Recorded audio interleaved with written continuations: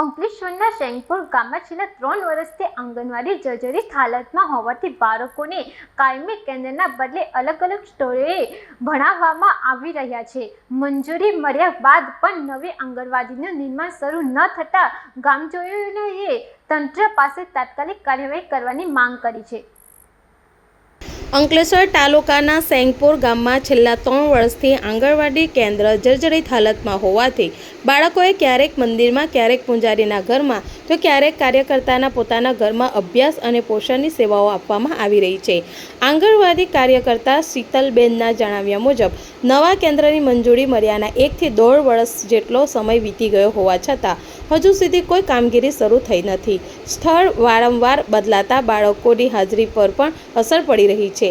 ગ્રામજનોએ તંત્રને વહેલી તકે નવા આંગણવાડી કેન્દ્રનું નિર્માણ શરૂ કરવાની માંગ કરી છે. વિડીયો જર્નલિસ્ટ કરણસિંહ સાથે સત્યા ટીવી ન્યૂઝ અંકલેશ્વર. હું શેંગપુર ગામમાંથી, મારું નામ આરતી છે અને અમે રોહિતવાસમાંથી આવ્યા છીએ. મારો બાળક હજુ વર્ષ દિવસથી સ્ટાર્ટિંગ થયો છે, પણ તે વર્ષ દિવસથી એ લોકોની આંગણવાડી બને નહીં ત્યાં સુધીમાં તો 3-4 જગ્યા બદલાઈ ગયેલી છે. એના કારણે મારે બી એની હાથે જ બેસવું પડે અને એ લોકો રોડ પર બારવાડી હોય તો એ લોકોને અંદર ઘૂંડી બી મૂકે, પણ એમ મેડમ હોય નહીં હોય એના લીધે મારે બી એની હાથે બેસવું પડે છે. અને બાલવાડી હોય તો એને અંદર બેસાડે, એના કારણે અમને બહુ જ મુશ્કેલ પડે છે.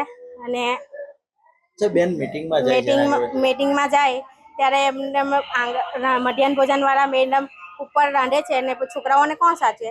એના કારણે અમારે સાચવવું પડે છે છોકરાઓને. અને મેડમ મીટિંગમાં ગયેલા હોય ને કંઈ બંને મેડમ નહીં હોય ત્યારે બી છોકરાઓને ભણવાનું મુશ્કેલ પડે છે.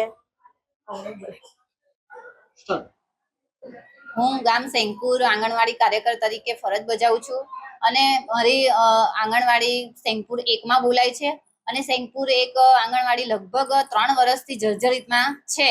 હવે આંગણવાડી જર્જરિત છે અને મેં કેટલી બધી જગ્યાએ રજૂઆત કરી પણ એનું કોઈ નિરાકરણ આવતું નથી. 1 વર્ષથી મને કહેવામાં આવે છે કે આંગણવાડી તમારું જિલ્લામાંથી લેવાઈ ગયું છે અને ટેન્ડરિંગમાં લેવાઈ ગયું છે, હવે તમારી આંગણવાડી બની જશે. પણ 1 વર્ષથી અમે આમ તેમ ભટકીને લગભગ 3 વર્ષથી મેં 3 થી 4 જગ્યા બદલી નાખી.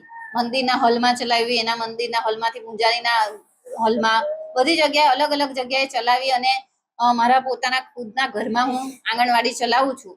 અને જ્યારે મારા ખુદના ઘરમાં જ્યારે કોઈ પ્રસંગ હોય, કોઈ મહેમાન આવી ગયું હોય કે કંઈ પણ હોય ત્યારે મારે છોકરાઓને બેસાડવાની એટલી મુશ્કેલી પડે છે. મારે એ છોકરાઓને લઈને રોડ પર પણ ભણાવવું પડે છે અને તાપમાં તડકામાં છોકરાઓ અહીંયાથી ત્યાંથી અહીંયા અટવાય અને એ લોકોને ભણાવવામાં બહુ મોટી મુશ્કેલી પડે છે. અને જ્યારે જમવાનું બનાવવાનું તે પણ છોકરાઓને ઉપર બનાવે હેલ્પર. જ્યારે મારે મીટિંગ કે એમાં જવાનું હોય તો હેલ્પર બિચારા આંગણવાડીમાં ધ્યાન આપે, નાસ્તો બનાવે કે છોકરાઓને જોઈ. અરે એટલી બધી મુશ્કેલી છે. તંત્રને મારે ખાલી એટલું જ જણાવવું છે કે જે આ આંગણવાડીના નાના ભૂલકાઓનું કામ વહેલામાં વહેલી તકે મને પૂરું કરી આપે અને મને આંગણવાડી જલ્દીમાં જલ્દી બનાવી આપે, બસ એટલી જ મારી આશા છે.